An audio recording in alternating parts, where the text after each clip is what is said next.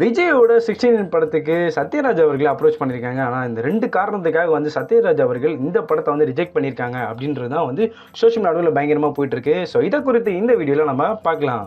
80ஸ்ல ஹீரோவாக வந்தவர் தான் சத்யராஜ் அவர்கள். ஸோ அந்த படத்தில் வந்து நிறைய படங்களில் வந்து ஹீரோவாக நடிச்சிட்டு அதுக்கப்புறம் வில்லத்தனமாகவும் சில படங்களை பண்ணி அதுக்கப்புறம் வந்து கொஞ்சம் காலகட்டத்தில் குணச்சித்திர ரோலில் வந்து சத்யராஜ் அவர்கள் நடித்தது நம்ம எல்லாருக்கும் தெரிஞ்ச ஒரு உண்மை.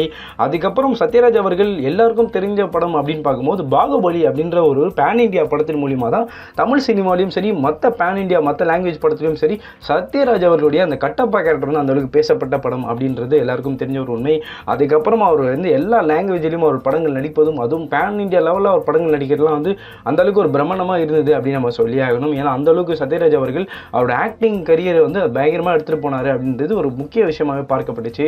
ஸோ இதுக்கப்புறம் வந்து வேறு என்ன படம் பண்ண போகிறார் அப்படின்ற நிறைய எதிர்பார்ப்பு நேரத்தில் கூலி படத்தில் அவர் நடிக்கிறார்ப்பா அப்படின்னு சொல்லி லோகேஷ் கனகராஜோட இயக்கத்தில் அதுவும் ரஜினி சாரோட கிட்டத்தட்ட பல ஆண்டுகளுக்கு அப்புறம் வந்து ரஜினி சார் கூட வந்து காம்போ வச்சு வந்து சத்யராஜ் அவர்கள் நடிக்கிறாங்க அப்படின்ற ஒரு எதிர்பார்ப்பு கூலி படத்துக்கு இன்னும் இருந்துச்சு. ஏன்னா வந்து கூலி படத்தில் சத்யராஜ் அவர்கள் நடிக்கிற சில போர்ஷன் கூட சோஷியல் மீடியாவிலும் சில பிக்கு சில ஃபோட்டோஸ்லாம் கூட பரவுனது நம்ம பார்க்க முடிஞ்சுது. ஸோ இந்த படத்தில் வந்து இவர் நடிக்கிறாரு அப்படின்ற இன்ஃபர்மேஷன் வந்துட்டு இருந்துச்சு. இதை தொடர்ந்து வேறு என்ன படங்கள் பண்ணுறாரு அப்படின்னு பார்க்கும்போது இது மரகத நாயகம் 2 இந்த படமும் அவர் கைவசத்தில் இருக்குது.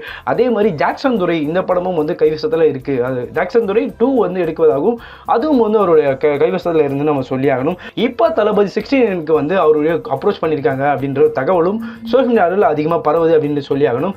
16 படத்தை வந்து 2 காரணத்துக்காக வந்து சத்யராஜ் அவர்கள் ரிஜெக்ட் பண்ணியிருக்காங்க அப்படின்ற விஷயம் தான் சோஷியல் மீடியாவில் பயங்கரமாக பேசிட்டு இருக்காங்க அப்படின்னு சொல்லி ஆகணும்.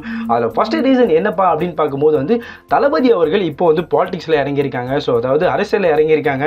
ஸோ அரசியலில் இறங்கியிருக்காங்க அப்படின்னும் போது அவருடைய கொள்கை எப்படியா இருக்கும், அதே மாதிரி இந்த படத்தில் வந்து அவருடைய அரசியலுக்கு ஏற்ற மாதிரியும் சில டைலாக்ஸ்லாம் வந்து எழுதுவாங்க இல்லை சொல்லுவாங்க. ஸோ வந்து இந்த படத்துக்கு வந்து நான் அவருக்கு சாதகமாக வந்து இந்த டைலாகும் பேசிடக்கூடாது, அதாவது அவருடைய அரசியல் இது காரணத்துக்காக நான் எந்த வகையிலும் சப்போர்ட்டாக போயிடக்கூடாது அப்படின்ற காரணத்துக்காகவே வந்து சத்யராஜ் அவர்கள் இந்த ரீசனுக்காக வந்து இந்த படத்தை வந்து ரிஜெக்ட் பண்ணியிருக்காங்க அப்படின்றதும் எல்லாரும் சிலர் பேசிட்டு இருக்காங்க. இன்னொரு ரீசன் என்ன அப்படின்னு பார்க்கும்போது வந்து இந்த படத்தில் வந்து அவர் சேலரி வந்து ரொம்ப கம்மியாக கொடுத்துருக்காங்க. அதனால் வந்து இந்த சேலரி விஷயத்தினால வந்து இந்த படத்தில் அவர் நடிக்கலை அப்படின்றதும் இன்னொரு சைடு பேசிட்டு இருக்காங்க. ஸோ இப்படியாக 2 ரீசனுக்காக வந்து சத்யராஜ் அவர்கள் தளபதி 16 நடிக்கலை அப்படின்ற ஒரு இன்ஃபர்மேஷன் வந்து மிகப்பெரிய அளவில் பேசிட்டு இருக்காங்க. வேற என்ன காரணத்துக்காக சத்யராஜ் அவர்கள் இந்த படத்தை நடிக்கலை அப்படின்றதும் கமெண்ட் செக்ஷனில் சொல்லிட்டு போங்க. அதே மாதிரி இந்த படத்தில் அவர் நடிப்பாரா நடிக்க மாட்டாரா அப்படின்றதையும் உங்கள் கருத்துக்கள் என்பதையும் கமெண்ட் செக்ஷனில் சொல்லிட்டு போங்க.